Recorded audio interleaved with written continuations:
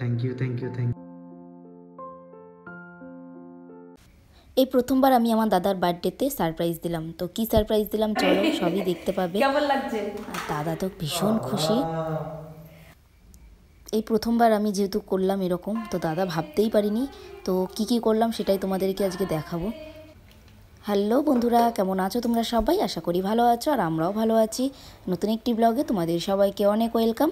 সকালবেলায় আজকে যেহেতু সরস্বতী পুজো, তার জন্য সকাল সকাল স্নান করে নিয়েছি। গায়ে তো হলুদ অবশ্যই দেব, সাথে হলুদ একটা জামাও পরে নিয়েছিল। কি ভাবলাম প্রথমে শাড়ি পরবো, তারপরে ভাবছি না, যেহেতু আজকে আমার বেরোনোর আছে তো শাড়ি পরবো না, কুর্তি পরেই যাই, তাহলে ভালো হবে। আজকে আমার ছুটি নেই, আমার আজ অফিসের দিকে যেতেই হবে, সেই কারণে তো হালকা একটু মেকআপ তো করতেই হবে, যেহেতু অনেক সরস্বতী মায়ের কাছে যাচ্ছি বলতে পারো।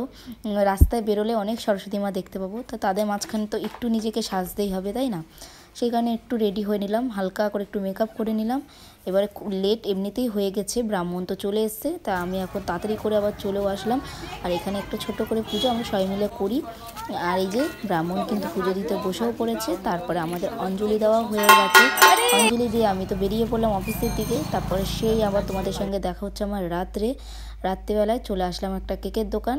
আর কেক তো নিতেই হবে, বার্থডে বলে কথা। আর এই প্রথমবার আমি এইভাবে দাদাকে সারপ্রাইজ দিচ্ছি, কোনো সময় কিছু করিনি দাদার জন্য, এই প্রথমবার। তো কেকের দোকানে এসে দেখি একদম কেকই নেই, মানে যেহেতু আজ ভ্যালেন্টাইন্স ডেও ছিল সেই কারণে কেকটা অনেকটা কম ছিল। তারপর চলে আসলাম বাড়ি, এসে একদমই ওপরে যাইনি, নিচে এই বোনটার ঘরে আমি কেক রেখে গেছিলাম, বেলুন কেক যা কিনেছিলাম সব ওর ঘরে রেখে গেছিলাম। আর ওরা আমাদের নিচে ঘরে থাকে, মানে কাজের সূত্রে ওরা এখানে আছে। খুবই ভালো, মনেই হয় না যে ওরা কেউ আমাদের হয় না, মনে হয় আপন। তো দুজনে মিলে এই যে বসে পড়লাম বেলুন ফোড়াতে। আরও দুটো রুমের লোক ছিল, ওরা দুজনই ছুটির জন্য বাড়ি গেছে। আর দুটো রুমে দুটো মেয়ে থাকে, এই একজন আর একটা মেয়েও আছে। ও তখন ঘরে ছিল বলে ওকে আর ডাকিনি। তো আর আমি আর ও মিলে বেলুনটা ফুলিয়ে নিচ্ছি, যাতে টের না পায়, বেশি লোক হয়ে গেলে টের পেয়ে যাবে, সেই কারণে। তো এই যে দেখতে পাচ্ছ বেলুন ফোলা আর সাথে হাসাহাসি দুটোই চলছে।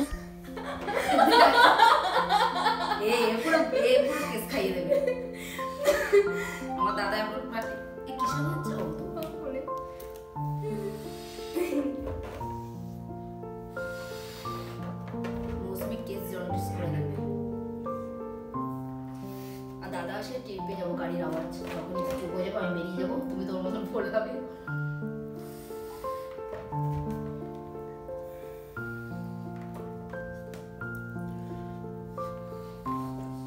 একটা তো ফোলাও, আর ফোলাচ্ছে না, ফেটে যায় যদি ভয় লাগে আমার।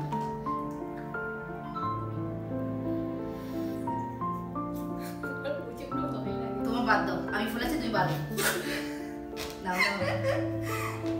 বেলুন ফোলাতে এত ভয়, আমার থেকে বেশি ভীতি। ঠিক গিফটি দেবে, আবার ফেটে না যায় তোমার গিফট। তাহলে তুমি ছাড়ো, আমি পারবে তো একা। আর মৌসুমি বেলুন ফোলাবে কি, ও তো হাসতে হাসতেই পাগল হয়ে যাচ্ছে, বেলুন আর ফোলাতেই পারলো না। লাস্টে আমি বললাম ঠিক আছে তোমার ফোলাতেই হবে না, আমি সব বেলুনগুলো ফুলিয়ে দিচ্ছি, তুমি শুধু বেঁধে দাও ভালো করে। তা ও সেটাই করছিল, দেখতেই পাচ্ছ। কিন্তু অনেক হেল্প করেছে ও, আর আরেকটা যে মেয়ে ছিল পৌলমী, ওরা দুজনই হেল্প না করলে আমি করতেই পারতাম না একা একা এইগুলো।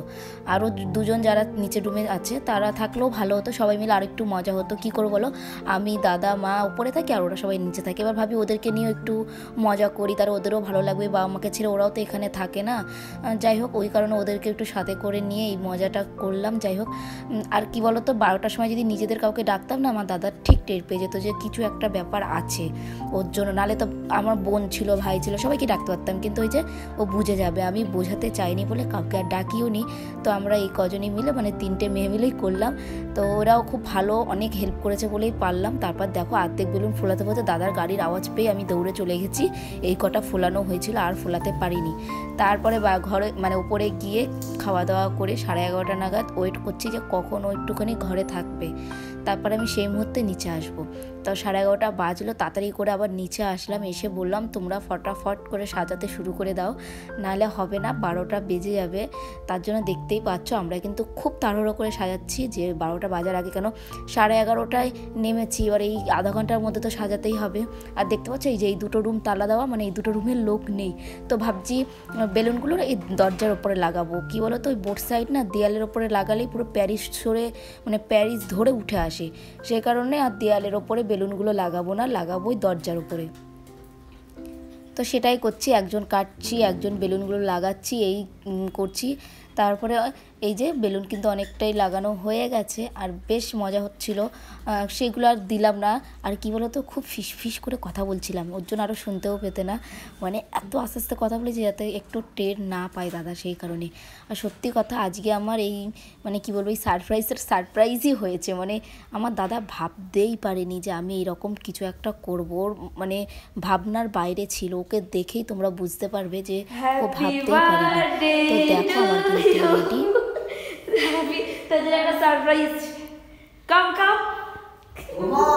তো এখন বাজে রাত্রির 12টা, আর আমার দাদা বেরোবে বলে নিচে নামছিল। ও কিন্তু একদমই জানতো না ওর বন্ধুর প্ল্যান নিয়ে, মানে বন্ধুদের সাথে ঘুরতে যাবে, আর সেই সময় এসে অবাক হয়ে গেল।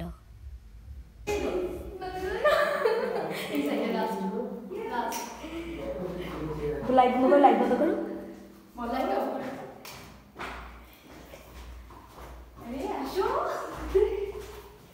কেমন লাগছে বল, কেমন লাগলো? হ্যাপি বার্থডে, কেমন লাগছে? ও মা স্ট্যান্ডটা নিয়ে আসো না, ফোন রাখার ওই যে শোকেসের পাশে দেখো খোলা আছে কেন। সারপ্রাইজ, তুই সবসময় আমাকে সারপ্রাইজ দিই, তাই দিলাম আমরা। দাদা কিন্তু একদমই ভাবতে পারেনি ও রাত্রি 12টায় বেরোবে, বন্ধুদের সাথে একটুখানি নিউ টাউনে আড্ডা মারবে, সেই ভেবেই কিন্তু ওর নিচে নামছিল। আর আমরা সেই সময়টাই মানে লাইটটা ধরিয়েছি, ও পুরো অবাক হয়ে গেছে, ও মানে ভাবনার বাইরে ছিল যে আমি এই রকম করতে পারি, সেটাই দেখো হা করে তাকিয়ে দেখছে।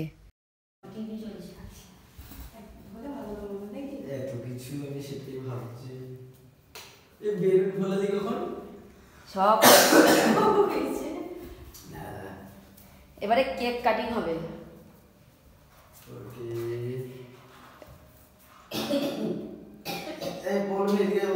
আমরা ক্রিস তোকে প্ল্যান করে রেখেছি, তোকে ফোন করবে পৌলমি, দাদা আমার ঘরে কারেন্টটা নেই,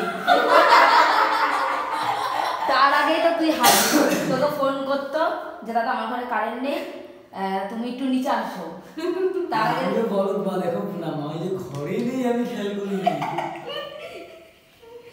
তো কেমন লাগলো বল? সুন্দর সুন্দর সুন্দর, এবার কেকটা কাটিং হোক। দাদা কিন্তু মাকে বলছে যে আমি মানে খেয়ালই করিনি যে বোন ঘরে নেই, ও কিন্তু যখন নেমেছে তখন ঘর দিয়ে ঘুরেই নেমেছে, কিন্তু ও খেয়ালই করেনি, কিন্তু তার আগে কিন্তু আমি নিচে চলে এসেছিলাম। আর বেলুন তো মানে আরেকবারও বেরিয়েছিল, তার আগেই বেলুনটা আমি ফুলিয়ে রাখছিলাম, তারপরে ওপরে গিয়ে খেয়ে দিয়ে আবার 11:30টার সময় নিচে নেমেছি, নাহলে অনেকটা দেরি হয়ে যেত, বেলুন ফোলাবো আবার করবো, 11:30টার মধ্যে তো হতো না, সেই কারণে। তো যাই হোক, এখন এই যে কেকটা এখন কাটিং হবে। Happy birthday to you. Happy birthday to you. Happy birthday to you, Dada. Happy birthday to you. আমাকে এত সুন্দর সারপ্রাইজ দেয় সবসময়, তাই আমি আজকে একটু দিয়ে দিলাম সারপ্রাইজ। কেমন লাগলো একটু ভালো করে বল।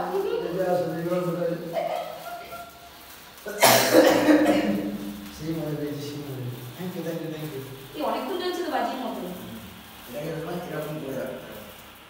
হয়ে গেছে, বাজির মতো কাজ হচ্ছে, লাভ করেছি মনে হচ্ছে, 12 শুনিয়ে ফেলেছে। ভালো ভালো, অনেকক্ষণ স্টে করছে।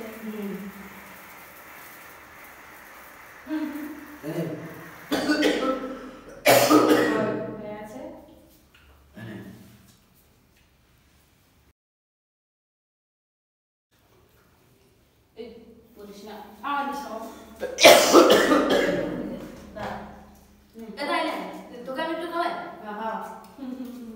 আরে কেকের দোকানে দেখি কেক শেষ, কেক নেই, লাস্টে পুড়িয়ে এটাই দিলাম। ভালো কেকটা। এটা ভালো। ভালো না এটা বাটারস্কচ আছে। বাটারস্কচ ভালো হয়। নে ওদেরকে দে মশলা ওতে দে।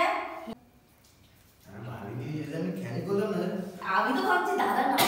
আমি বলছি তুমি করবে। যে তোমার ভাই লাইটটা কি প্রবলেম হচ্ছে? ও তার মধ্যেই দাদা নামছে তাও ভালোই হয়েছে। খাও ওকে দে। বা বেশি বড় করে খা। কাটনা বিকে। হ্যাঁ কি হবে বেশি খেয়ে নিবা বাড়তে। এই কোন আমি আসো। এই দে কেটে বাটি দেবো।